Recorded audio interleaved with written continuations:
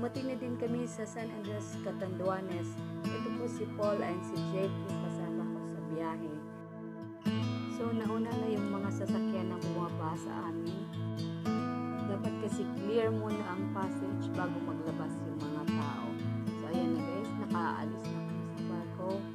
So bye-bye barko, salamat sa magandang paglalakbay. Ito na po tayo sa port ng San Andres.